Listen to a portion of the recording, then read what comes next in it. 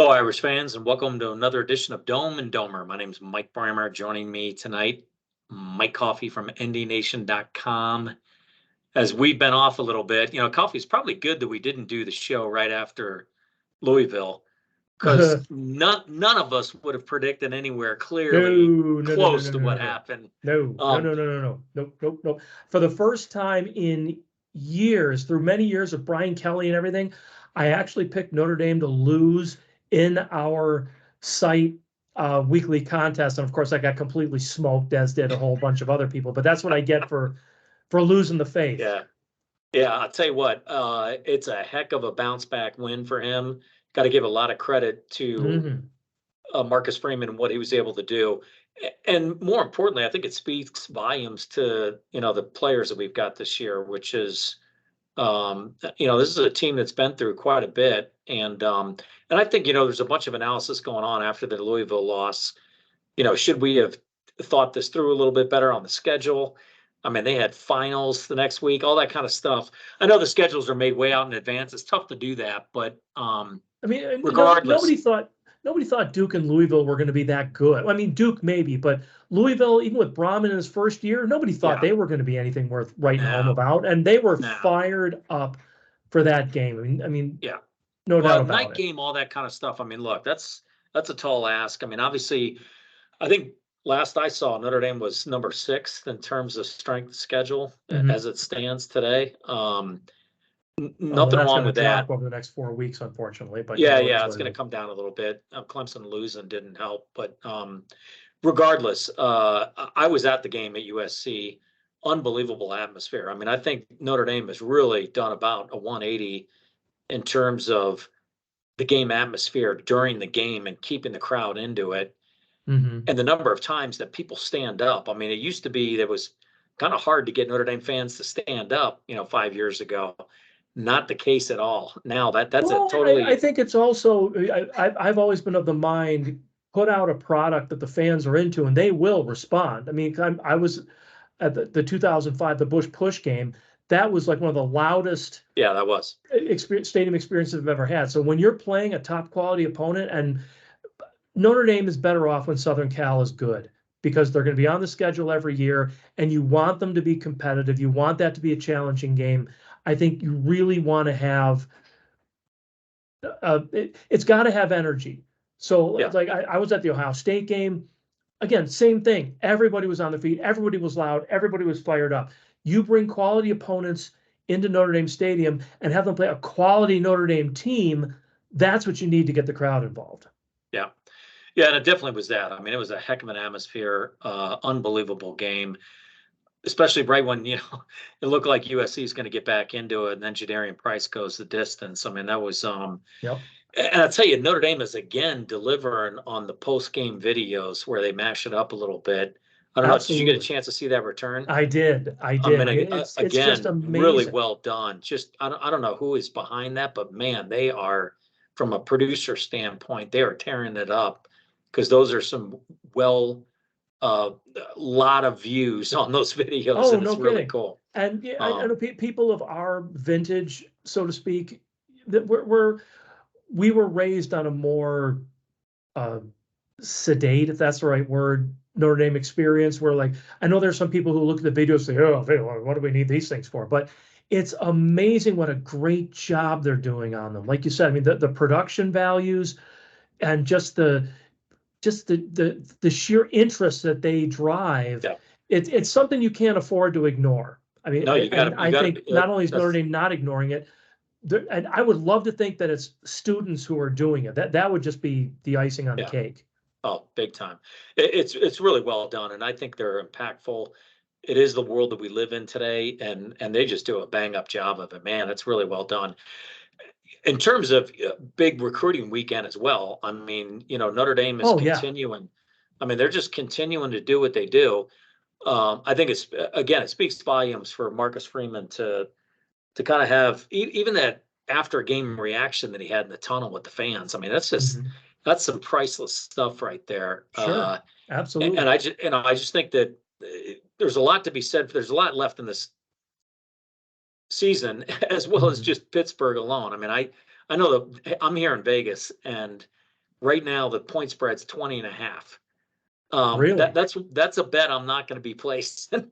I'm not No, touching that game. but that's up. If I remember, it opened at 13, or I Yeah, think. yeah. It's so I think this is the weird thing about the season that we're in. But Notre Dame Pittsburgh, I mean, it's going to be a battle. It's not anything that we're just going to walk through from the No, they're snap of the football. I mean, there's going to be some. It's a heck of a game that we're walking into, and it's going to challenge us as every single week does. But particularly this one coming off of that big, huge win, you got to get right back at it, and there's no holds barred here. So I expect it to be kind of a tough game for us. I'm not expecting some little walkthrough. That ain't going to happen. No, but Pittsburgh always is a very physical. They've always been a very physical program. I think they kind of embody the city that they're from. I mean, they've always been very grinded out. We're going to overpower you to win the game. Again, this isn't going to be a cakewalk. I like the fact that they had the bye week after the big Southern Cal win to let the emotions kind of dissipate. Yeah. And say, okay, Yep. yeah, that was a great win. And by the time you come around to a week from the following Tuesday, you're kind of like, all right, we're ready to play again. And so like all of the manic whatevers from having the big win went away. I mean, look what happened to Louisville against Pittsburgh the week after playing Notre Dame.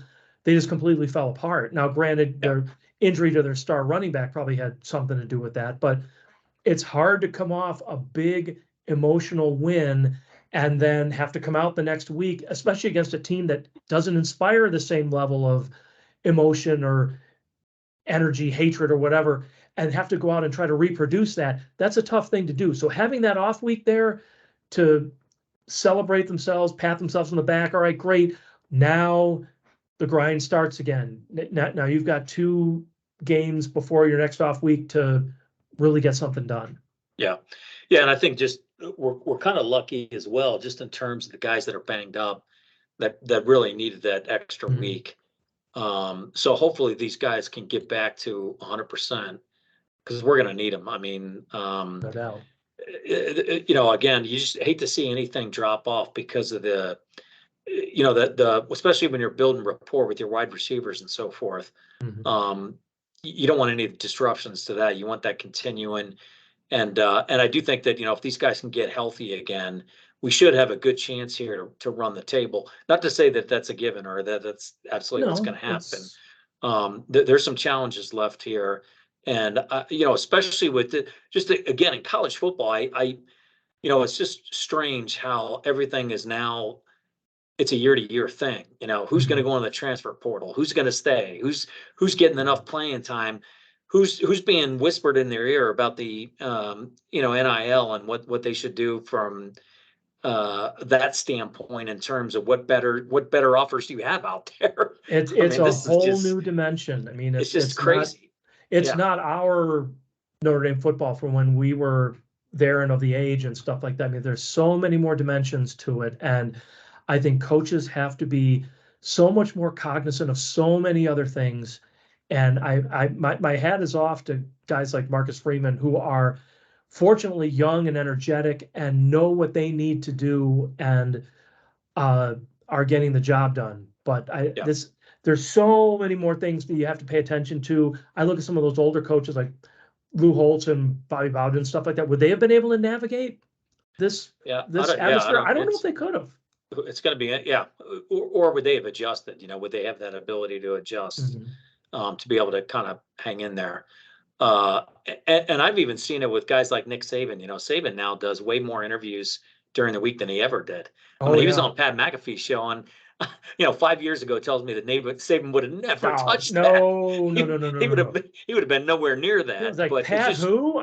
Does that guy wearing a shirt? I'm not getting on there. It just shows how everything has changed. The landscape is just completely changing right now. What you do hope is that it doesn't impact college football.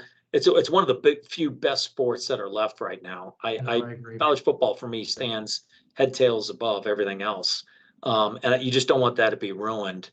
But having said all that, it just goes to show how much is being asked of these guys to get ready every single weekend and week out.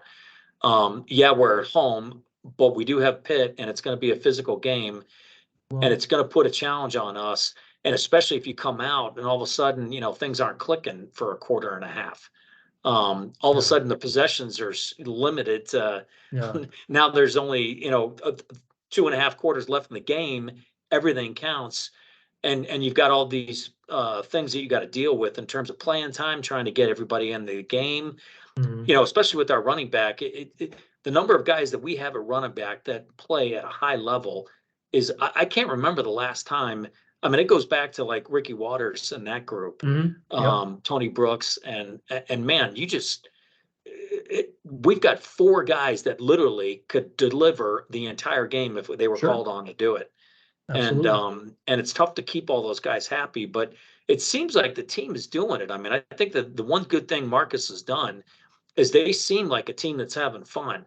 Now I know these videos kind of push that and make that part of it, but it just seems like the way these guys play and the way that they're coming together and the way that they see each other on the sidelines, and just especially in that kickoff return where they were talking, Jadarian saying, "Hey man, good block." And I mean, that kind of stuff it's hard to get that. It's not easy to get that with a team. And I just think that this is going to be really interesting to see how this plays out over the next 4 weeks. Because there's big, huge steps that can be made with a win. That's just going to pile up going into the end of the season.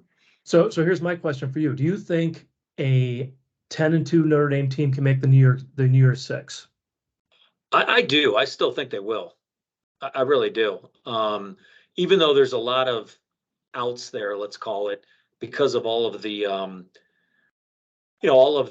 agreements that are in place in terms of, but there's always those. Well, that's one of the things. This is a year when it's easier for Notre Dame to make the playoffs because the 2 teams that have the semifinals, the Rose Bowl and the Sugar Bowl, are the ones that are fully locked in to conference agreements. So because they are playoff sites this year, all the remaining bowls are completely wide open. Now, granted, the conference champions will still get an in, but you figure the top 4 are going to those 2 bowls that Notre Dame can't go to anyway. So now you have the other 8 slots that are completely open. So I think I saw a prediction. I saw a prediction. Notre Dame against Washington in the Peach Bowl. That would be pretty cool. I would go to Atlanta for that game. That would be fun. Oh, I would definitely. That would be entertaining to see that. I do think that there's going to be a great story to be told, especially if we go 10-2. I mean, you're talking about a team that was a whisker away from being an 11-1, and we'll see how things shake out. I mean, I don't know whether 11-1 gets you in now. It all depends. But the reality of the matter is, there's going to be a really doggone good matchup if Notre Dame is 10-2 with whoever it is that they're going to put them against. That's going to be a marquee game that's going to draw a lot of attention and sell a lot of advertising. So I don't know. I still think the sky's the limit for the team this year. There's disappointment when you look back, but I mean, just right now, the way they're playing and the level that they're executing at, I mean, that was no easy task. USC and the way that they controlled him. I mean, I thought the game plan was really well done. You could just tell the controlled rush that we had. There was all kinds of attention paid to not letting Williams get outside the pocket and scramble. I mean, they just collapsed. And it had an impact. Him to stay in the pocket and make decisions, and some of those decisions were bad ones. Yeah. And tip balls. I mean, these guys are now doing things that a lot of times in the past we just didn't seem to do. But yeah, I just, overall, it's an exciting team to watch. It's a lot of fun, a lot of playmakers. And if we could just hang on to what we got coming at us in terms of recruits, it's looking like it's going to get better. There's a challenge there to keep all these guys. I get that. And that's just part of the game now. But it really seems like he's got a lot of pieces to this puzzle put together where a lot of these guys may not leave. I mean, nowadays and getting into your shot at the NFL, they don't really care what kind of stats you had. It really doesn't come down to that. I mean, there's all right, do you really fit the mold for having the mentality to be in the NFL? But it's more, where are you at? What is it's all the stats that go into it as to whether you're a player. And then you also have to look at what are you going to make as a first-year NFL player in your salary. Now compare that to not only getting your degree, there's NIL opportunities. And I think for current student athletes, I think Notre Dame could be very competitive from an NIL perspective. And so maybe some of these guys, and plus, you look at the 24 schedule is very forgiving. I mean, I know, granted, sometimes you look at teams and, well, someone ends up being better than you think, but you got 2 MAC schools, you got an open, you still have like 1 game unassigned, and I think they're waiting on the ACC to reshuffle everything with these 3 new teams, because I know you can look forward to see like, okay, Notre Dame's supposed to play these 5 teams and these 5 teams. I think all that's out the window with with these 3 new teams, because they have to bring those guys in. I would love to see Notre Dame play SMU at the actual Cotton Bowl. That would be a really cool thing. I think that'd be cool. Yeah. But I think with a very forgiving 2024 schedule, with enough guys coming back, Notre Dame is definitely a top 12 contender to make the playoffs, no doubt about it. Yeah. So that can be very tempting to guys who may want to say, I'm a 5th, 6th round pick or something, or maybe even a little better, but I have a chance to make some NIL money and play for a national championship. There's something to be said for that. Yeah, no doubt about it. Yeah. Yeah, it's going to be interesting. Look, I think more than anything, it's fun to watch these guys. It's been a great year to watch them. It's been a lot of fun. It's going to get interesting to see how this all plays out in terms of keeping everybody happy. But I do think you're going to see some guys play Saturday. There's going to be some guys that are going to have to all of a sudden get a little bit of playing time here, because this is the time of year where guys are banged up and we don't even know it. There's guys playing through injuries and so forth. So I think you're going to start seeing some new guys enter the fold here a little bit. Yeah, kind of especially the last 2. I mean, Wake Forest at home and at Stanford. I think you are going to see a little bit more of the depth, because then you're in the last 3 games of the season, including the bowl game. So even if it's someone who hasn't played before, they can play and not lose their red shirt. Not lose that. Yeah. Somebody like a Cooper Flanagan at tight end, it wouldn't be surprising to see him. Sure. All of a sudden, having the whole season where these guys are, they're these incoming freshmen. It's hard to adjust to the college game, and having that, all these practices, being on scout and all that, maybe that you're going to see some of these guys all of a sudden show up on the field. That'll be kind of cool as well. You're 12, 13 weeks into the season, like going back from the original practice. I mean, you're seasoned. I mean, think about, the way the rules were way back in the day, you could be in like the last 2-3 weeks of the season and have a guy who's probably ready to show something, but you can't put him on the field because then you completely blow his year of eligibility. Now, if you have someone who hasn't played yet, I wish maybe the Clemson and Pitt were swapped, but at the very least, those last 2 games, a lot of opportunities for players who haven't played yet, who are probably ready to contribute 10, 11 plays a game. Sure, why not? Yep. Yeah, exactly. Gonna be interesting. All right, what do you think? What's your prediction for Saturday? I went 38-17 on our site contest, and I see no reason to change that. I think I know Pitt switched up quarterbacks, and I know they're physical and stuff like that, but this kid hasn't seen a defense like Notre Dame's yet. And a road start against a top 25 defense, he's going to turn it over a couple times. I think we're going to see something similar to what we saw against SC, where even though these guys are physical and they're going to be playing hard, I mean, you can only go so long and so far against a defense like this. Yeah. Yeah, I kind of like it as well. I think maybe a little bit tighter, but I was going to go 31-17 as well. And I do think that it'd be nice to see Estime get going again, because I think that he's now 100% healthy.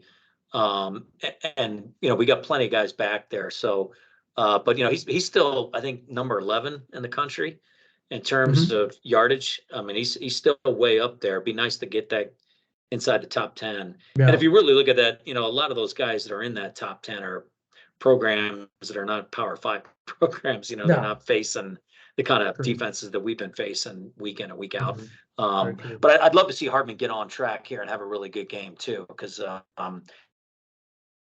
here, and I'd love to see him just kind of finish out and be really strong in terms of his, which he's been. I don't see why that won't happen, but it would be nice to get him back on track here again and just get him in that confident flow as we head into Clemson. No, definitely agree.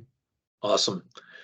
All right, good deal. We'll leave it there. You've been listening to Dome and Domer, an online conversation about Notre Dame sports from a fan's perspective. For Mike Coffey, I'm Mike Brammer. Thanks for listening.